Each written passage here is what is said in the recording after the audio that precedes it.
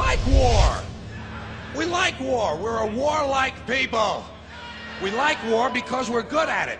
And you know why we're good at it? Because we get a lot of practice. This country's only 200 years old, and already we've had 10 major wars. We average a major war every 20 years in this country, so we're good at it. And it's a good thing we are. We're not very good at anything else anymore. Huh? Can't build a decent car, can't make a TV set or a VCR worth of fuck. Got no steel industry left, can't educate our young people, can't get health care to our old people, but we can bomb the shit out of your country, all right? Especially if your country is full of brown people. That's our new job in the world, bombing brown people. Iraq, Panama, Grenada, Libya, you got some brown people in your country, tell them to watch the fuck out, or we'll goddamn bomb them. Well, when's the last white people you can remember that we bombed? Can you remember the last white, can you remember any white people we've ever bombed? The Germans, those are the only ones, and that's only because they were trying to cut in on our action.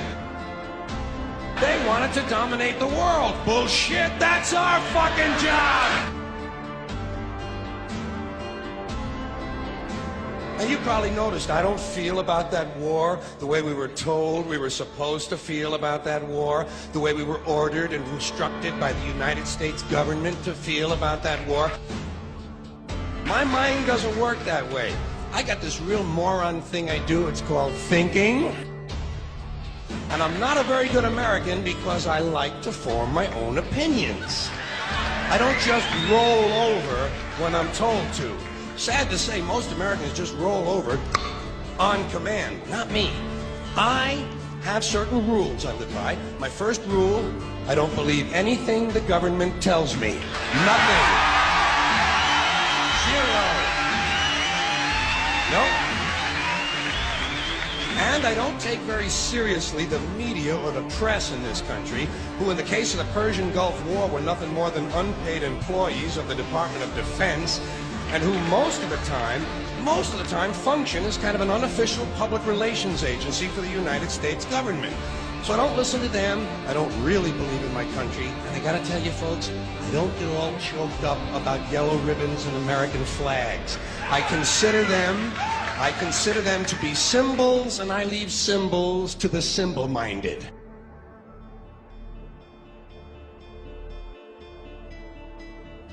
I'm talking about the fact that a war is rich old men protecting their property by sending middle class and lower class young men off to die. Forget these foolish elections. The owners of this country don't care about the poor in general. Owners of this country? What are we going?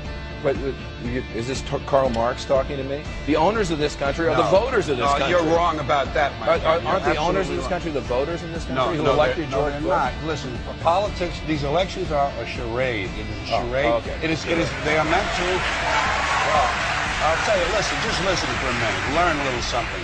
The elections and politicians are in place in order to give Americans the illusion that they have freedom of choice. You don't really have choice in this country. All of the things that are important, reduced in choice. Newspapers in a city, how many? Used to be 3, 4, now it's 1 or 2. They're owned by the same people, and they also own a radio station. Give these people a voting day every year so that they'll have the illusion of meaningless choice. Meaningless choice, that we go like slaves and say, "Oh, I voted."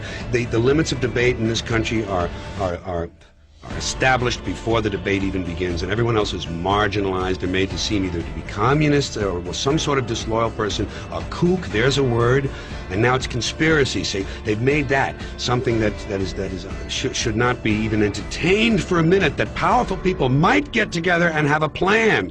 Doesn't happen. You're a kook. You're a conspiracy buff. A conspiracy buff.